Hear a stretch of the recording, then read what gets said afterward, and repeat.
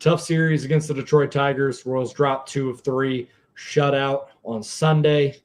Another poor offensive performance.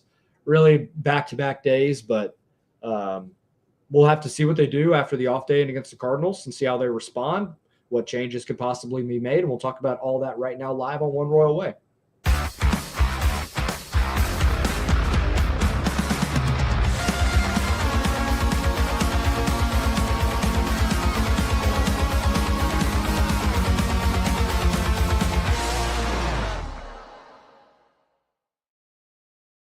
Back at it here on Kansas City Sports Network. I'm Joel Penfield. Thank y'all so much for tuning in. Make sure like, rate, review, subscribe, all those good things.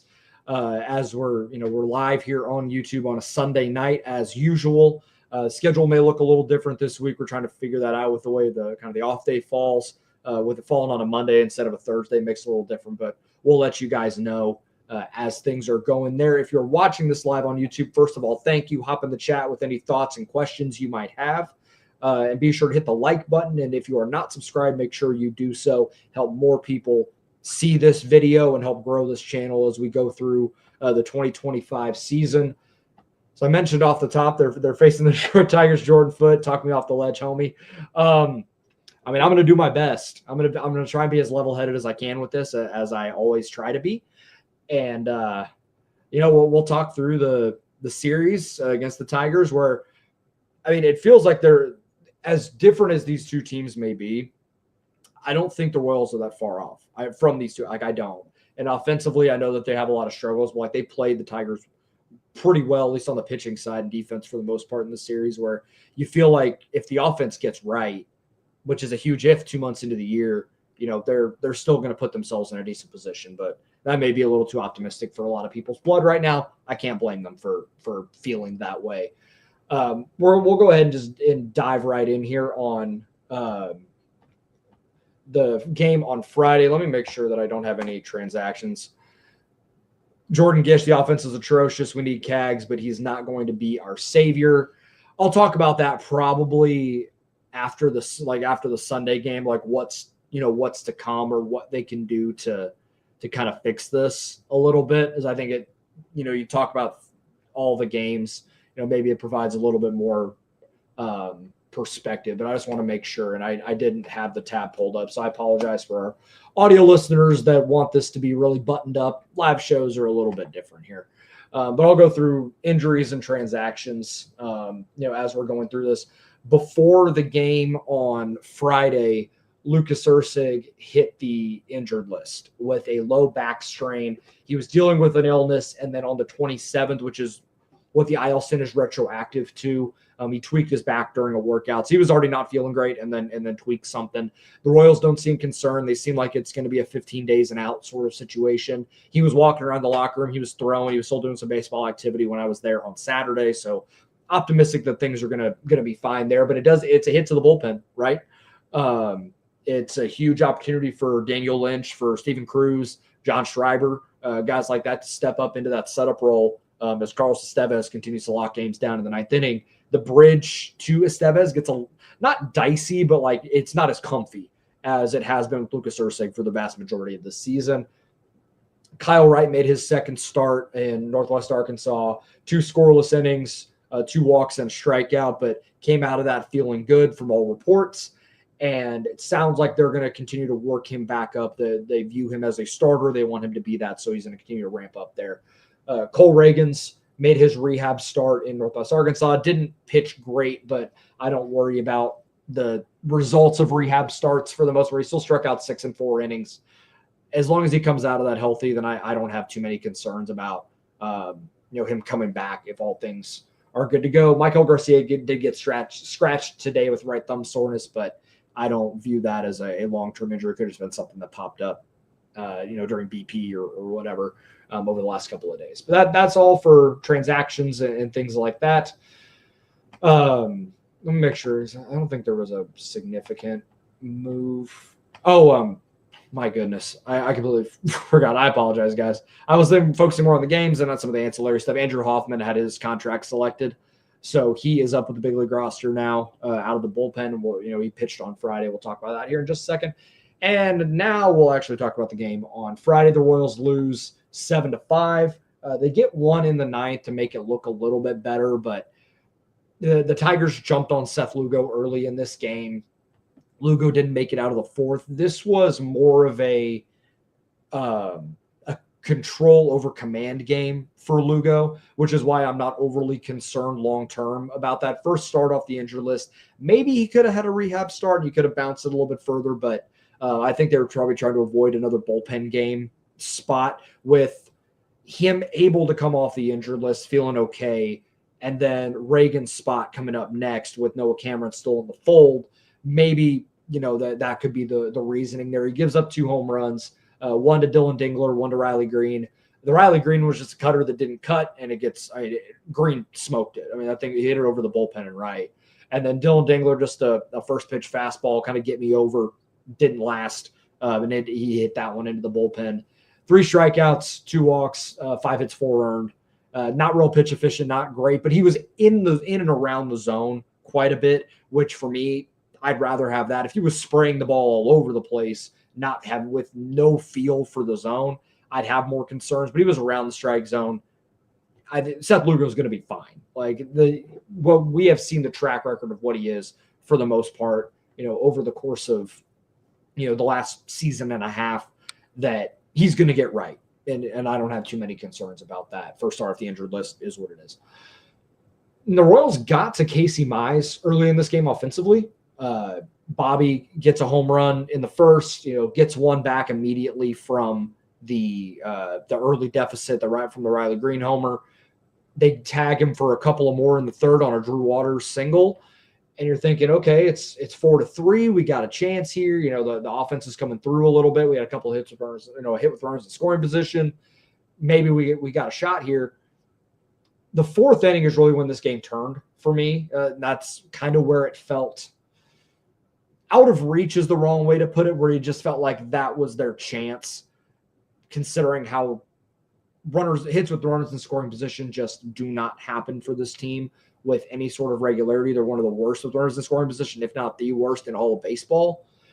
Fourth inning, we'll go batter by batter on it. Kyle Isbell singles. Jonathan India singles. Well, it's a generous single. I think it should have been an error on Zach McKinstry. He had the ball and just popped out of his glove. First and second, nobody out. Bobby comes up, laces a ball to right field. It's caught, but it moves the runners. Productive out second and third with 1 out. They bring in Brant Herter, the lefty, to chase Mize. And Vinny, and this is a spot where with Vinny and Salvi in 2024, I feel like you're at least getting one, if not both runners in, because they were so good runners on. Almost the exact opposite. Your Vinny strikes out, gets called out on strikes on a fastball down and away, and he knew it immediately and he walked away. They intentionally walk Salvi, force out any base, and Michael Garcia flies out. The Tigers get out of the inning unscathed, and that felt like the game.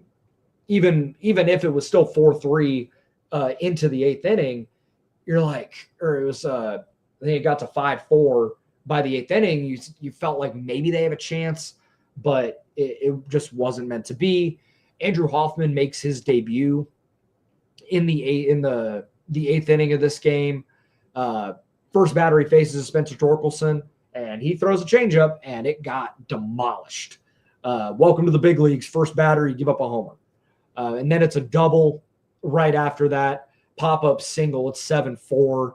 He gets a couple of strikeouts to end that inning, but that essentially sealed it. This is not an indictment on Andrew Hoffman. They needed innings. They had come off a bullpen game in the previous game, I believe it was.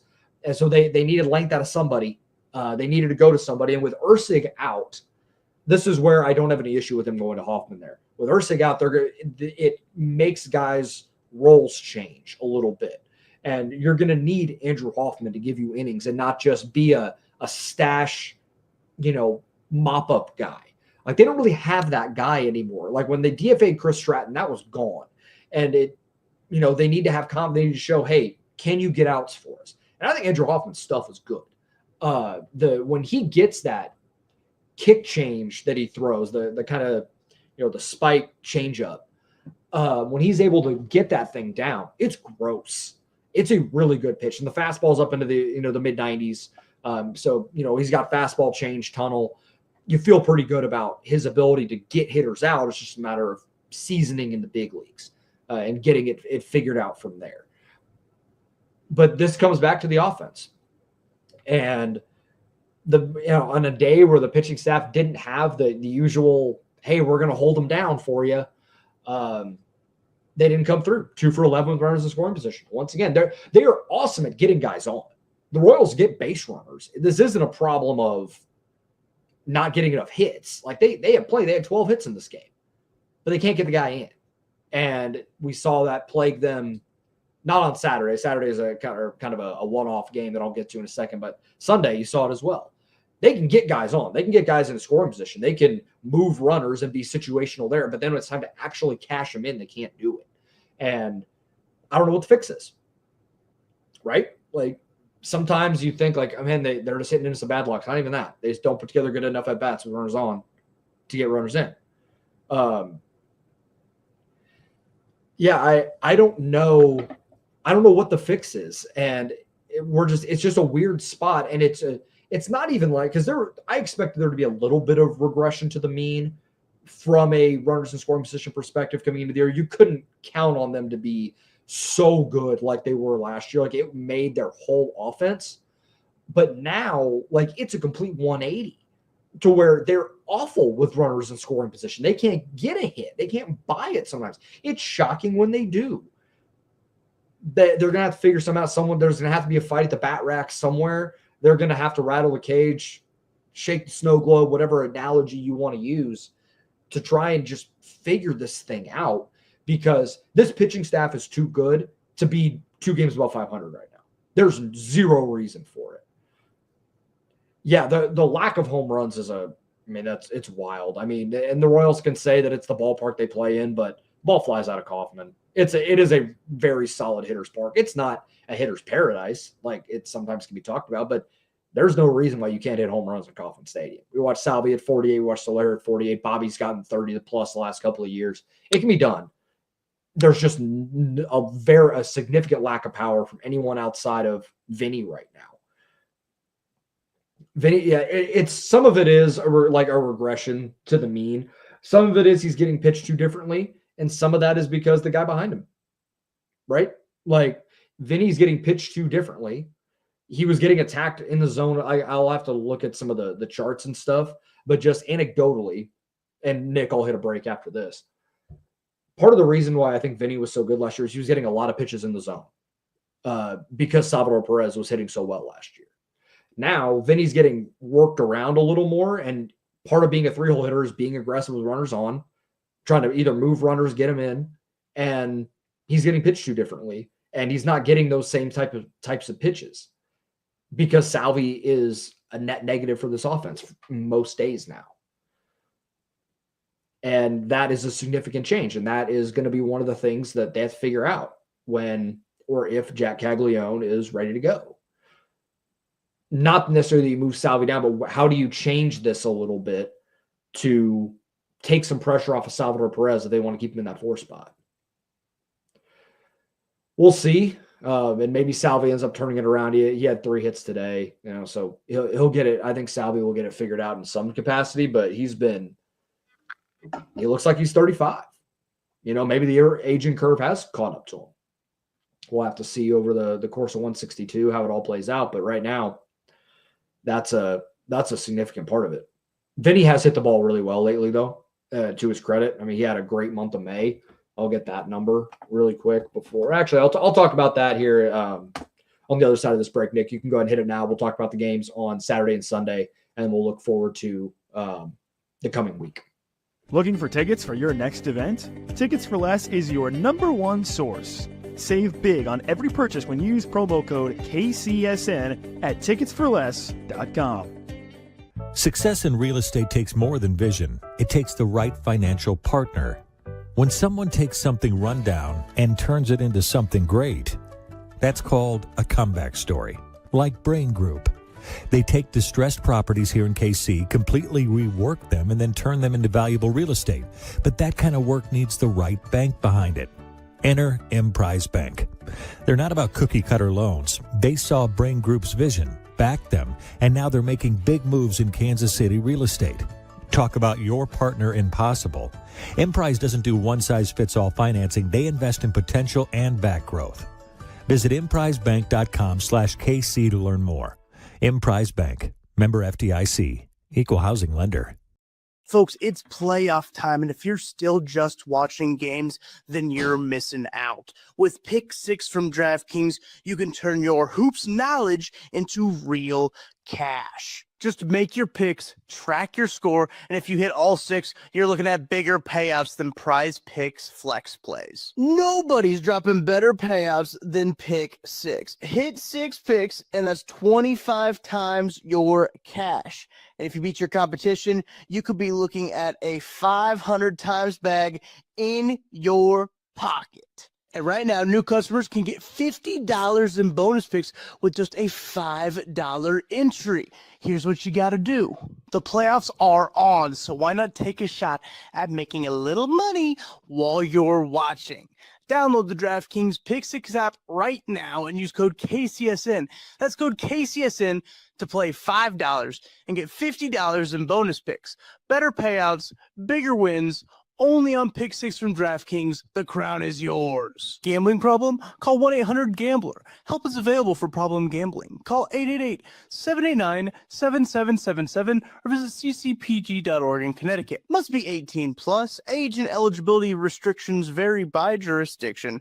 Pick 6 not available everywhere, including New York and Ontario. Void where prohibited. 1 per new customer. Bonus awarded as non-withdrawable Pick 6 bonus picks that expire in 14 days. Limited time offer. Terms at pick6.draftkings.com/promos. Be sure to hit that like and subscribe button if you're hanging out live on YouTube tonight. And be sure to subscribe on the audio platforms. Hit the notification bells on all platforms so you know when these episodes go up or when we go live here on YouTube. I appreciate the support we've gotten. And please continue to hit that subscribe button. Tell your friends to as well. Trying to get to 800 subscribers by about 6 weeks from now when we hit the All-Star break there in mid-July. If we can get to 800, that would be awesome. That'd be a huge jump from where we were at the beginning of this season to now. So thank you. Cheers to everyone hanging out on a Sunday night with me. I appreciate it. Saturday, Royals win 1-0 on Mike Moustakas' retirement ceremony day. I was out at the ballpark. It was super cool, to be able to honor, that guy and what he meant to this team in those 14-15 runs. It was pretty awesome. To get to see, I got chill bumps, watching, that when they did the Moose call, there was 35,000 people out at the ballpark. When he walked out, it's like, man, that guy, I always loved watching him play. And I'm glad that he was able to come back and, kind of put a cap on his career right there. And probably a future Royals Hall of Famer as well. I would be shocked if he wasn't. Royals win this game 1-0. And I know that, yes, we've seen a lot of games like that this year. This was, for my money, probably the best or most well-pitched game I've ever seen live when at the ballpark on both sides. It was Tarek Skubal and Michael Wacha just throwing haymakers, metaphorically, on the mound at each other. Both were absolutely incredible in this game. Skubal, best pitcher in baseball, almost unanimously at this point. 7 innings, 2 hits, 7 strikeouts, no walks. He's got 20 strikeouts to no walks in his last 16 innings. And 5 hits totals. Just absurd. 4 hits. Yeah, 16 innings, 4 hits, 20 strikeouts, no walks. Unreal. And he had it all rolling. Everything that he had going in this game. I was thinking it in the 3rd inning, like, he's got no-hit stuff. Like, the way the stuff was popping out, the fastball change was just insane. They had no answers. And Freddie Fermin comes up, and I'm thinking, man, if he gets through this, like, oh, boy, I don't know. Fermin ends up getting a single in the 3rd, so no-hitter was off early, even though I was kind of on alert for it. There were only 4 hits in this game. And they all came from 5, 6, 7 in the order. Lofton with 2, and Lofton with the big double in the 8th inning when they go to I think it was Bo Brisky. When I saw him running out of the bullpen, I was thinking they have to get him here. They have to get him in the 8th and just go win this thing. I don't want to chance this thing getting to the 9th. I don't want to chance this thing in extras. Like, go win it now. Waters comes up and flies out, one pitch, and then Lofton rips a ball to left. He thought he hit a homer. He admitted after he thought he got it. But it was 103 and 21 launch angle. It wasn't getting out of Kaufman. And Vinny and the guys made sure to let him know in the clubhouse after the game, kind of humble him a little bit. And you're sitting there thinking, and I talked about, the previous day, Vinny didn't come through in the big spot. Fastball away, Vinny didn't do too much. Just serves it into left. You get the winning run. Crowd goes nuts. Lofton's fired up. Vinny's fired up. It's like, oh, thank God. Like, they needed that so badly just to see that big hit come across. Because I talked about it, in the last game. Hits are not the issue for this team.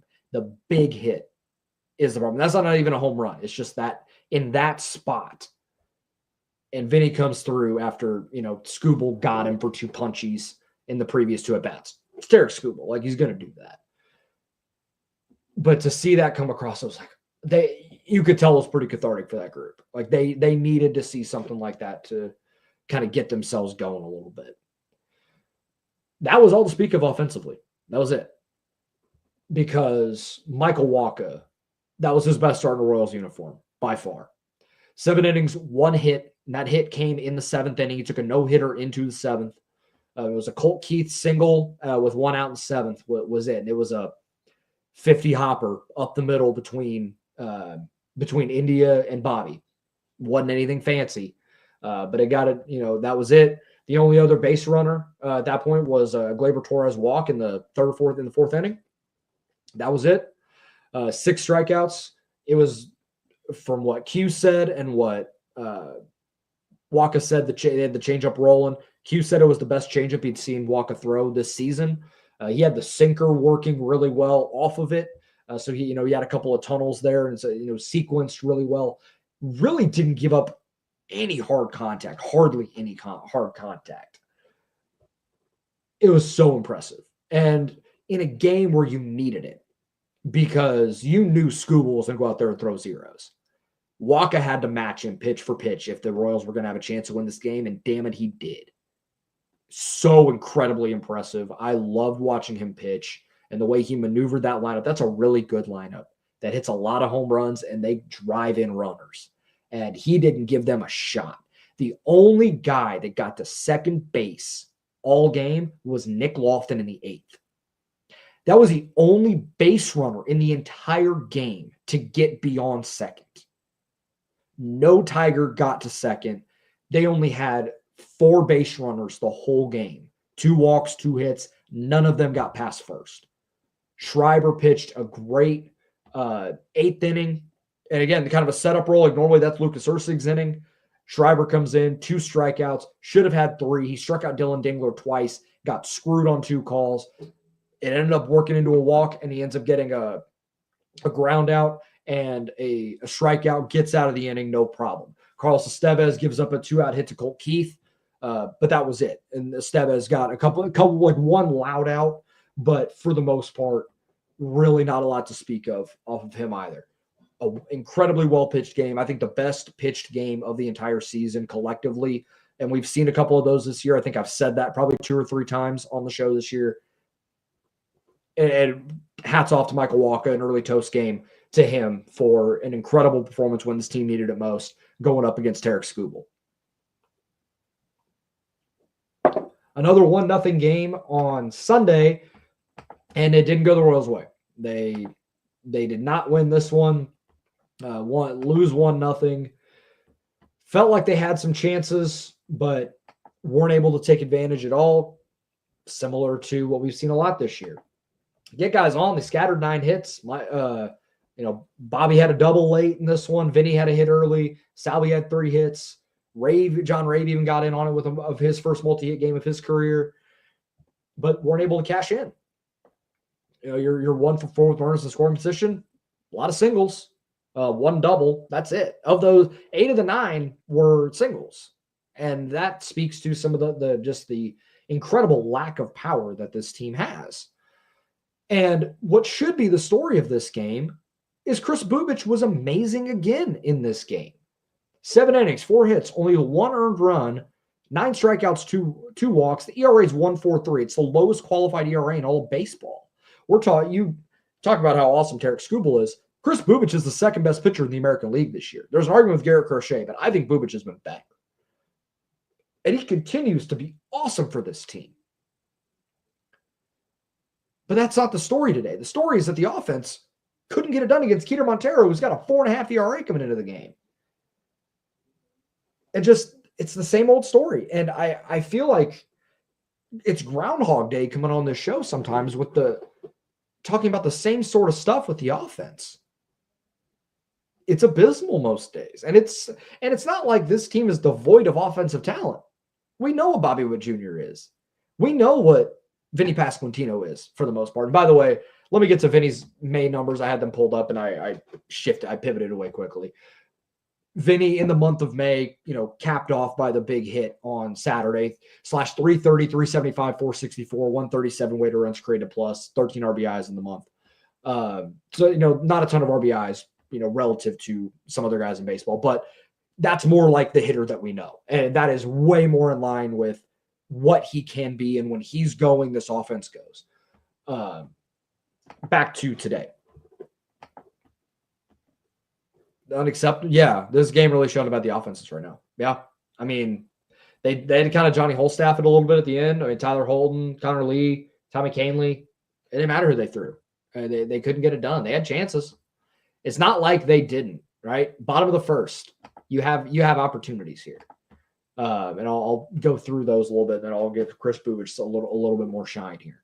But with 2 outs, you get a Vinny single, a Salvi single, Drew Waters infield single, and then John Ray punches out looking on a cutter, backward cutter. Got to swing the bat. Can't go down looking. If he struck out on the pitch, like, all right, whatever. But it's the looking strikeout that irked me a little bit there. Bottom of the third, Vinny takes a walk. What people want to see. Salvador Perez comes up and singles. He's 2 for 2. First and second, 1 out. Drew Waters double play, get out of the inning. John Rave comes up in the 4th. Leadoff single. Hey, maybe we got something going. And then he gets thrown out at second. There's your, every game, your daily throw out on the bases. And that essentially ends that threat. 5th inning. 2 out double for Bobby. Vinny grounds out. 6th inning. John Rave with another hit. Nick Lofton strikes out to end the inning. And that's essentially it. Like, there was nothing else to speak of late in this game. And it's kind of the same old story. They're going to figure something out. Because this cannot continue if this team is going to go anywhere.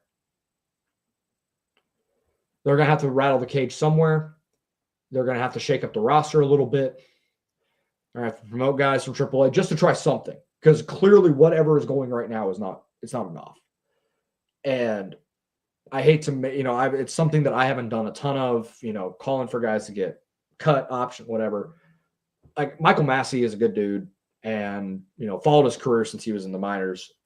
He's the worst qualified hitter in baseball, and they keep sticking him in the lineup every day. And I know that his defense is good. It's not enough right now. Like, it's not helping him. It's not helping the team. He needs a reset. It's not the end of his big league career, but something's got to change. Get Cam Devaney up, give him a shot. Or do you pull the Cags ripcord now? I mean, today felt like that type of day. And I know that JJ said, a week and a half ago or whatever, when he got promoted to 2 weeks ago, when he got promoted, you want to call up the prospect when things are going good, but you don't also want to wait until it's too late. And then you call Cags up and you're 5 games under 500 and you're expecting him to help save your season. Like, there's no reason for that. You're getting close. And I know that they're coming up on the Super 2 deadline, which is not something the team has spoke about, but something that fans have talked about when it comes to arbitration and things like that. it's going to be, that conversation is just going to get louder and louder. And the dude's performing in AAA. He had a home run on Friday. Looks like there are a lot of instances where these AAA pitchers are wholly uninterested in pitching to him. Like he got intentionally walked in his first week. He had multiple at bats where there was nothing close to the zone, or like one pitch was close and he fouled it off early, and then 4 straight pitches out of the zone because they knew the damage that he could do.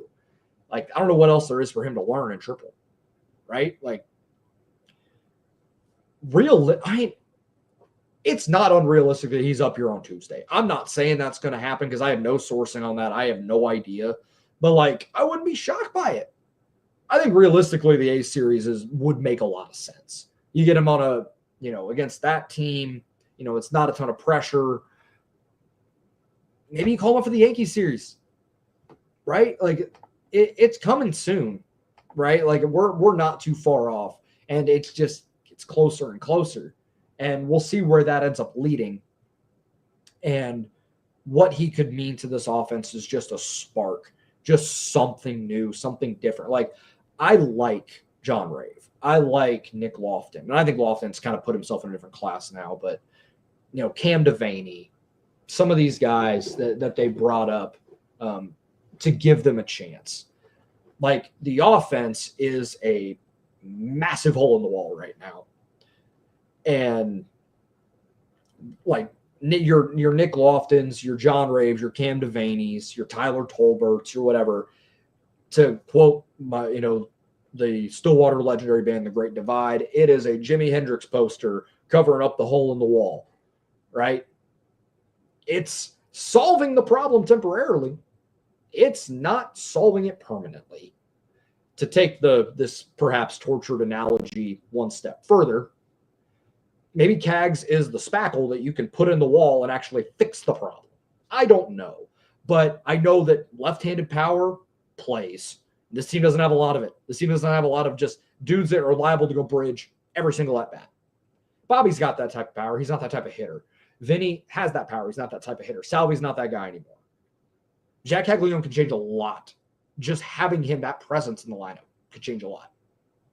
But we'll have to see.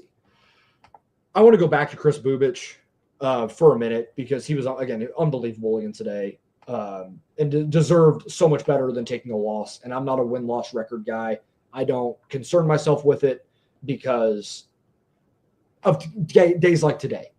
Like, Kris Bubic should not take a loss on this game. He had 18 swings and misses. And I read his line earlier. I want to get the call strike whip percentage here. It was 33. I mean, that's really good. Right now, Al, he's playing like a top 3 Cy Young. And to think about the fact that the Royals would have 3 different guys potentially finish top 4 in the Cy Young in 2 years, that's unbelievable. Again, you can give all the flowers you want to Brian Sweeney and Zach Bowe for what they've done for this pitching staff. It's pretty unbelievable. The lone run today, and maybe I should have led with this, but it made sense to just continue to talk about the offense, and maybe that's piling on, but who knows. The lone run today came from a wild pitch that Bubic threw. Salvi didn't quite block it, and there's a runner on third, and Salvi goes out to it, but he's going out to it, and then he stops and turns around and looks for the runner. Runner goes back. Salvi stops. The runner scored because Salvi stopped. Nothing about that play made sense. It was bizarre. Nothing about it made sense. And it very much not in the way that you think of Salvador Perez as a baseball player. Salvi, to his credit, for his entire career, played with not necessarily reckless abandon, but he played with this hustle and this aggressiveness, despite, lack of speed and whatever else, on the, you just never think of him as that type of player. It looked like he kind of gave up on the play. It was weird. And that's the one run that came across. It's not like some Bubic gave up a solo. That run gets on with a hit, I believe it was. But he didn't deserve that. Bubic didn't deserve that fate in the third inning. Yeah, it was a triple by Zach McKinstry. I apologize. Yeah. It was so Bubic gives up the triple, gets a ground out, and then the wild pitch, and that that's your ball game. And it shouldn't have been that. Just a bizarre play. Maybe speaks to where this team is at mentally in spots.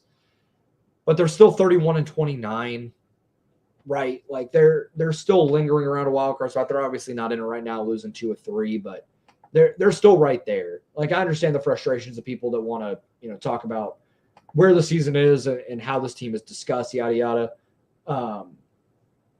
Just matter of perspective, they're 1 game out of a wild card spot right now still. That's where they're at. Like they're not far off. But the offense has to get going. And it has to be now. Like this cannot linger for the rest of this season and for even the next couple of weeks offensively. Because you could give it away with an all-time pitching staff. And I talked about before the year, you can't take a step back. Like you arrived a year early. That's awesome. There's no excuse. And I know that this organization feels that way. I know that the guys in that room feel that way. I know that a front office feels that way. They're going to figure something out. I don't think there's going to be wholesale massive changes coming soon.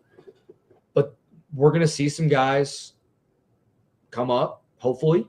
We're going to see maybe some lineup shifts and figure out the best way to get the 9 together that can go and score a bunch of runs and help this pitching staff out a little bit because they deserve better than what we've seen for most of this year.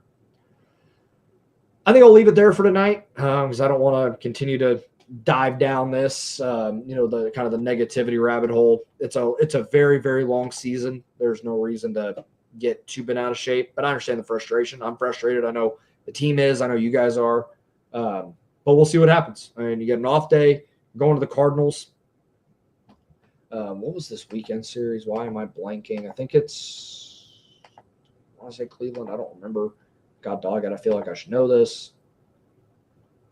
Oh, the White Sox. So get through this series and you got the White Sox for 3. And then you come back and then it's Yankees and A's. And maybe we're talking about number 14 coming up to Kansas City if he continues to produce. I guess we'll see. Toast game to Kris Bubic and Michael Wacha. Unbelievable pitching performances. Wacha, the Royals get the win that day, even if it doesn't show up on his line. Kris Bubic deserved better today, both.